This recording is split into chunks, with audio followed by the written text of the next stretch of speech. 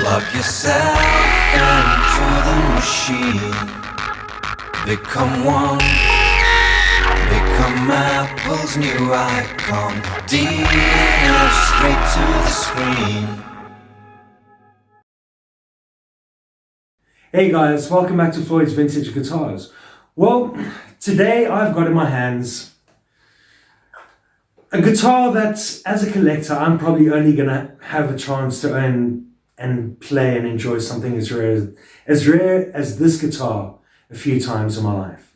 This is a 1964 Fender Stratocaster with a Korina wood body. That's an African mahogany body. And there was only a handful of these made in the world. They are owned by people like Steven Seagal, Joe Bonamassa, and yes, I did say Steven Seagal. Watch out, he knows where you live. He's a lawman as well. So yes, guys, please subscribe, like, share this video, and please comment. This is going to be probably the best video I'll ever make in my life because it's only so often that I get to make a video about something so special.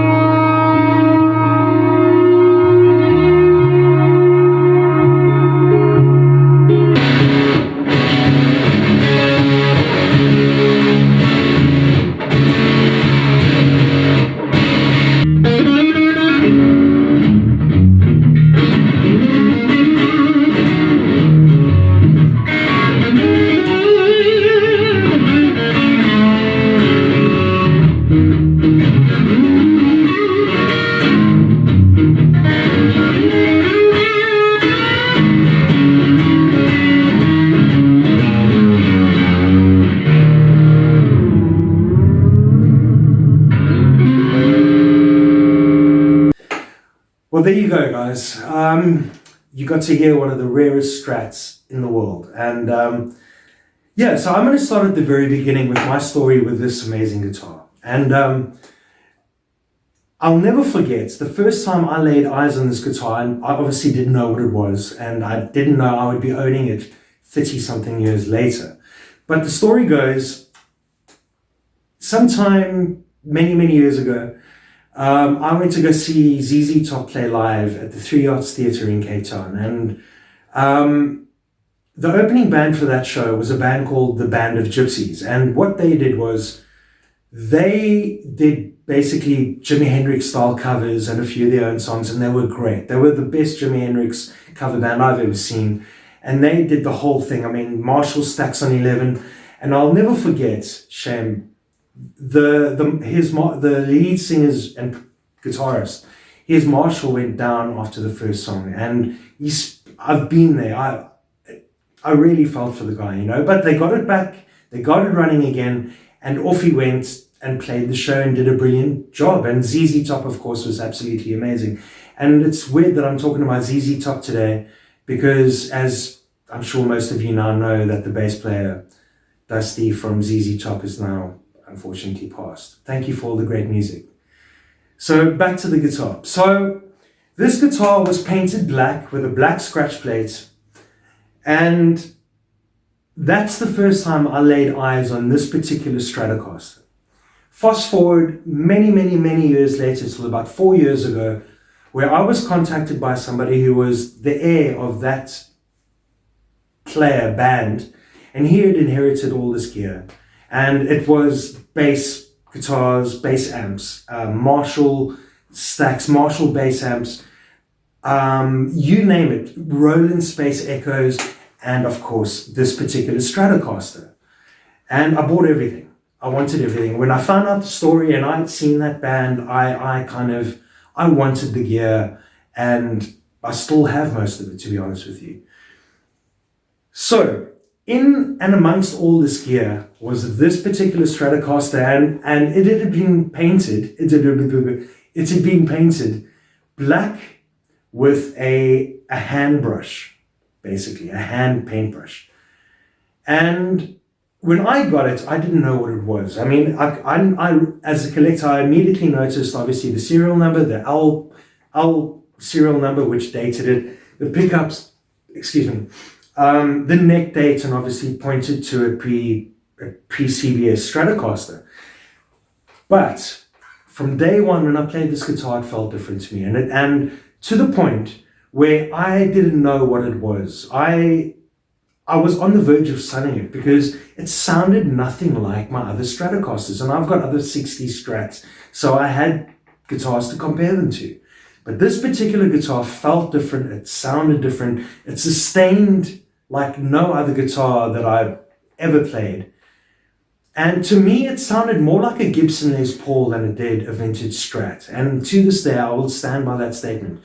This guitar, when played loud on a big stage, does not sound like your Hank Marvin, Mark Knopfler style Stratocaster tone that we all love. And it's fat, it's juicy, it is huge sounding, and it reminds me, it's dark. It reminds me more of a Les Paul, especially with overdrive. Believe it or not, same pickups as all this, everything else. The only thing different here is this chunk of wood that I'm holding. And this guitar sounds completely different to my other Strats. So that's where basically I was confused about this guitar. So what I did was, before I actually offered to sell this guitar for next to nothing, and thank goodness the person I offered, I was so unsure about it.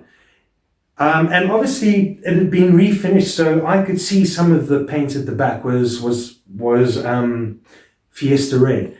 But in and amongst all of this muck and mess and Fiesta Red underneath, I noticed this very strange wood grain. Now, as a collector, of course, I've heard about Korina Strats, I've heard about the Korina Les Pauls and stuff that go for like $1 million. It's insane how rare these guitars are.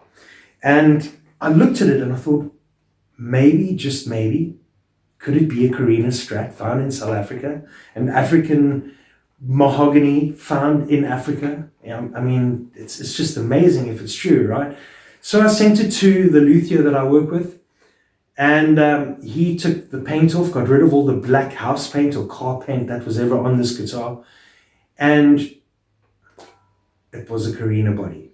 And I just couldn't believe it. I mean, the luck of the draw, I don't know what you want to call it, but it was an actual Korina body, and I've owned it ever since, you know. And so I had a choice. I could have gone back to the original Fiesta Red color, but to be honest, I'm gonna just point this at I want you to just have a look at the grain on this guitar. It is unlike anything you've ever seen before. I'm going to do the back.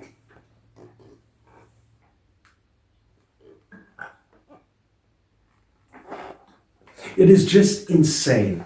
And for me, it had already been refinished. It wasn't a value thing. I felt that with a guitar with a wood grain as beautiful as that and as rare as that, it needed to be shown off. So we decided to go with a natural finish. And fast forward to today. It's now been sold to a collector in New York, and I'm very sad to see it go.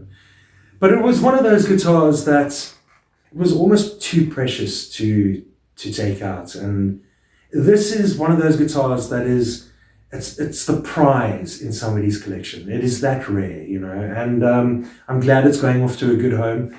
It's going off to somebody who I know is going to enjoy it and will probably fully restore it to its former glory, get everything on it back to the way it should be. And that's maybe the way it should be, you know. It needs to be as good as it can be. Well, soon, guys, please, if you like this video, please share. If you like this video, please subscribe to the channel. And I've got over 100 guitars I'm going to be selling in the next few months on this channel, all vintage, all high-end, and it's going to be insane. So guys, subscribe to the channel if you want first dibs on these guitars. They're going to be incredible. See you soon. Cheers.